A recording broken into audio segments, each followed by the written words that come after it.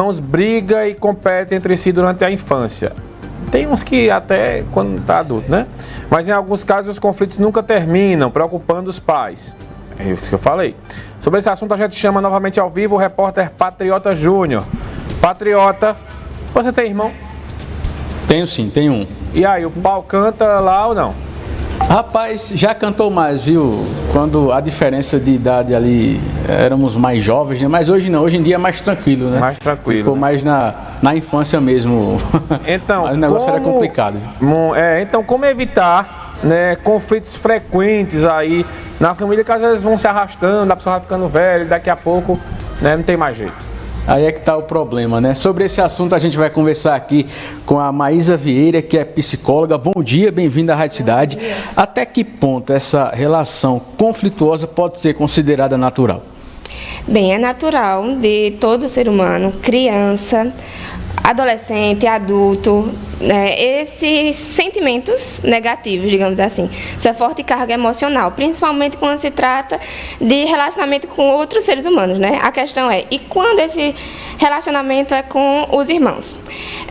Culturalmente, é muito importante tocar nesse assunto, pois culturalmente é visto como uma rivalidade, só que deveria ser visto como um processo natural das relações humanas.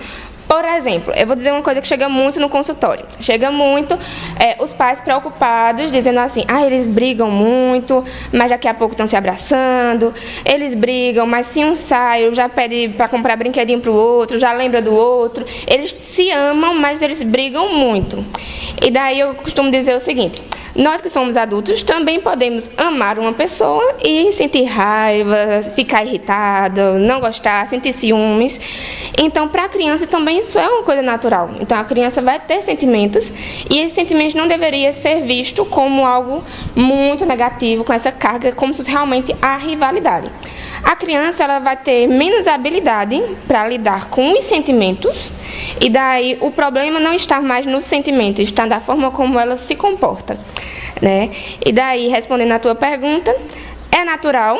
O que é que não vai ser normal e natural vai ser qual comportamento ela está tendo diante disso. Ela briga com o irmãozinho, ela bate, ela joga coisa no chão, ela causa o caos. Então, a criança ela deveria ser ensinada a lidar com os sentimentos, né?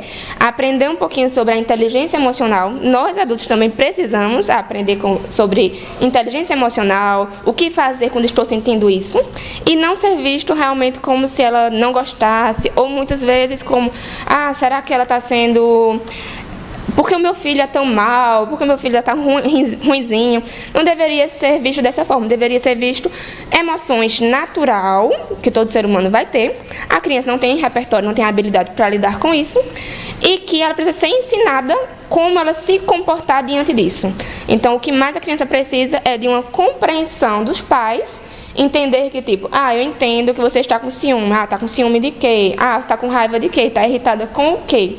Certo, mas não é o fato de você estar irritada que você tem que se comportar desse jeito. Ao invés disso, vamos fazer alguma coisa para diminuir esse sentimento, né? E daí começa a conversar com a criança para chegar a amenizar os sentimentos negativos. A ausência dos pais na rotina ali dos filhos pode ser um peso também para essa relação um pouco mais conturbada? Vai depender, porque mais do que estar presente na vida da criança é ter um tempo de qualidade. Então, você pode trabalhar o dia todo, mas se você pegou 20 minutinhos do seu dia, chegou lá, olhou nos olhos da criança, brincou com ela, conversou, entendeu, quis saber sobre o dia dela, aquilo vai valer mais do que você passar o dia todo próximo da criança, mas que não tenha essa interação. A gente conversava aqui, né? Você atende principalmente pais com essa questão de problemas entre irmãos, né? A maioria dos casos, né? O que é que você costuma falar para esses pais para tentar, né, de alguma forma, amenizar esse conflito dentro de casa? Primeiramente, eu gosto de dar esse exemplo, justamente que nós adultos temos sentimentos que a gente chama muitas vezes de disfuncionais. A questão é que nós adultos não queremos admitir que a gente também tem raiva, irritação, ciúmes e tal, e que em algum momento a gente pode ter ciúmes também, enquanto adultos, dos nossos irmãos. irmãos, mas o que é que significa esse ciúme? Esse ciúme, o que é que está por trás dele? Às vezes é porque você acha que... Veja só, vamos dar o exemplo da criança, né? A criança, ela está disputando, neste momento, a atenção das pessoas mais importantes da vida dela, que são os pais, os cuidadores. Então, ela quer aquela atenção exclusiva para ela, mas ela não cria essa rivalidade por conta própria. Ela não, na cabecinha dela não é uma rivalidade. Ela só tem um sentimento, ela não sabe lidar com ele. Então, eu convido muitos pais a se imaginar criança, se imaginar nas situações, sem as habilidades que nós adultos já adquirimos, porque a criança, o cérebrozinho dela não desenvolveu ainda, ela não tem habilidade, não sabe nem como é que vai lidar. Então, essa criança precisa muito mais ser direcionada para comportamentos saudáveis e ser compreendida do que levar punição ou ser vista como ruinzinha, né? Ou outros comentários negativos, adjetivos que são usados para a criança, por ela simplesmente sentir uma coisa que é natural do ser humano. Agora, Maísa, quais podem ser as consequências, né, para essas crianças que acabam não se dando bem com os irmãos?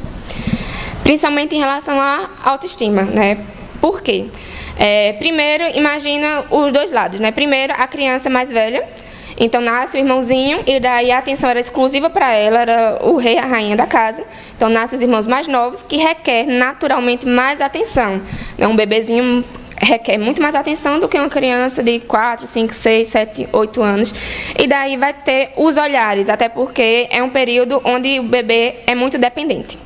E daí essa outra criança, se ela não souber lidar com isso, ela pode realmente ser vista como, tipo, ciumenta, ela não gosta do irmãozinho, sendo que não é nada disso. É simplesmente o mundo dela mudou e ela não está sabendo como é que lida com essa nova realidade, com esse novo ambiente, né, com os novos desafios. A criancinha menor também vai passar por outra coisa, porque a mais velha já foi ensinada algumas habilidades, então ela vai saber lidar com algumas coisas. A menorzinha provavelmente vai cometer mais erros. Então, vai ficar tipo, siga sempre a exemplo da sua irmã, do seu irmão e tal. E daí, isso acaba prejudicando também, porque o outro, tipo, já vê naturalmente como espelho os mais velhos, os pais, os cuidadores, coleguinhas, a professora, todos os mais velhos. E daí vai ser outro contexto que, tipo, tá requerendo habilidades de mim que eu ainda não tenho, só que os outros já têm.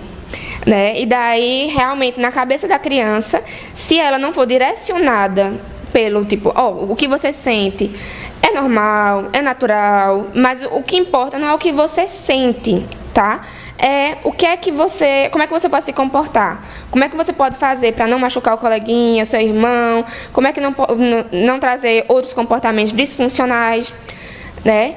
E daí ela precisa ser direcionada para isso, para não sofrer com a questão da autoestima. Então, às vezes, chega na fase adulta, então a criança, que agora é adulto, pode sentir que não é ouvido, que o que o sente não importa, que as pessoas não se importam, que não compreendem. A autoestima pode ficar baixa, porque pode ter um excesso de autocobrança, um perfeccionismo, e daí, dentre outros fatores de personalidade. Agora, quando esse atrito chega na fase adulta, isso de alguma forma pode afetar e muito, né, as relações familiares, né?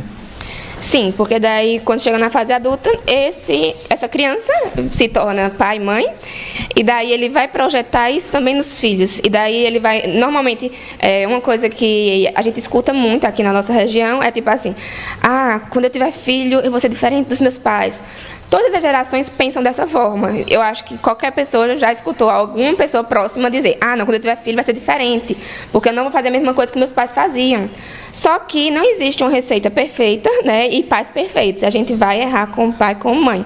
E daí, quando essa criança, digamos assim, ferida, cresce, então ela acaba levando isso, achando que é o saudável, o melhor, e afetando a criança. Então, por isso que muito acompanhamento infantil é chamado os pais também para compreender, porque tem muita coisa que é os pais que estão fazendo, que prejudica a criança, e que a realidade de um não vai ser a realidade do outro. Então, não é porque ele viveu aquela situação daquela forma que o seu filho vai viver também. Então, daí ele vai ter que trabalhar isso também juntamente com a criança na terapia.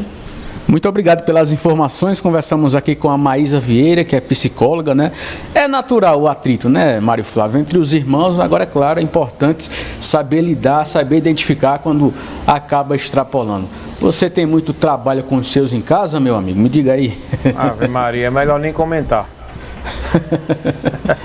Até Valeu, o ano Mário. passado não tinha muito não, meu amigo. Mas depois do ano passado para cá, é um pau da miséria. Obrigado, patriota. Obrigado também a profissional que esteve aqui com a gente, dando essas orientações importantes, né, para trazer os detalhes aí, a Maísa Vieira.